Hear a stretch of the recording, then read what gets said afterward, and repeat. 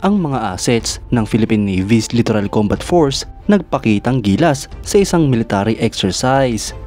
Ito nga po ay parte ng pagsasanay ng Philippine Navy para sa kanilang mga misyon. Yan ang pag-uusapan natin, pero bago yan, kung bago ka lang sa aking channel, ay huwag mong kalimutang mag-like, subscribe at hit mo na rin ang notification bell button para lagi kang updated sa mga bagong videos natin.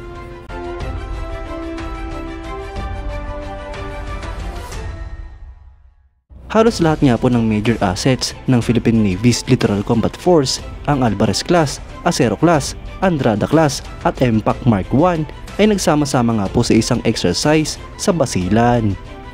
Ang Philippine Navy Western Mindanao ay successful na nagsagawa ng naval gun test firing sa Basilan.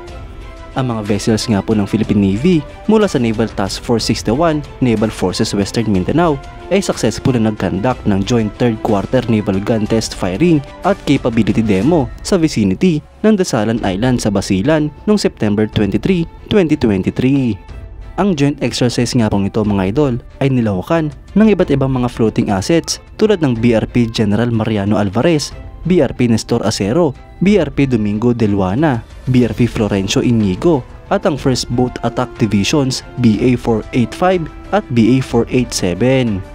Ang pinaka-nakaagaw nga po ng atensyon dito mga idol ay ang Shaldag Mark V Fast Attack Interdiction Crafts. Ito nga po mga idol ay isang maliliit na class ng mga patrol boats na dinevelop para sa Israeli Navy at nilaunch noong 1989. Dinisenyo nga po ang mga ito para sa security task na may high intercept speed na required tulad ng interdiction para sa terrorism at illegal smuggling.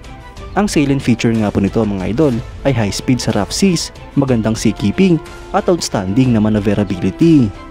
Gayun din nga po ang exceptional na low slamming sa lahat ng sea states, drive decks at all speed at very spacious and accessible na internal arrangement. Ang barkong ito mga idol ay may displacement na 72 tons, may haba nga po itong 24.8 meters, beam na 6 meters at draught na 2.1 meters. Ang propulsion nga po nito ay dalawang MTU 12V 396TE engines at dalawang steerable na Kemawa water jets. Ito nga po ay may maximum speed na 50 knots o 93 km per hour. Ang complement nga po nito mga idol ay 15 at ang armament naman ay isang Typhoon weapon system na may 25mm gun. Gayun din nga po ang isang 20mm cannon at 2.5-inch general purpose machine gun. Ang mga current military operators nga po nito ay ang Equatorial Guinea, Israel, Nigeria, Pilipinas, Senegal at Sri Lanka.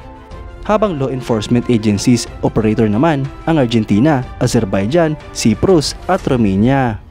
Potential civilian operator naman nga po nito ang Philippine Coast Guard kung saan kinukonsidera nila ang paggamit at pagbili ng Shaldag Mark II.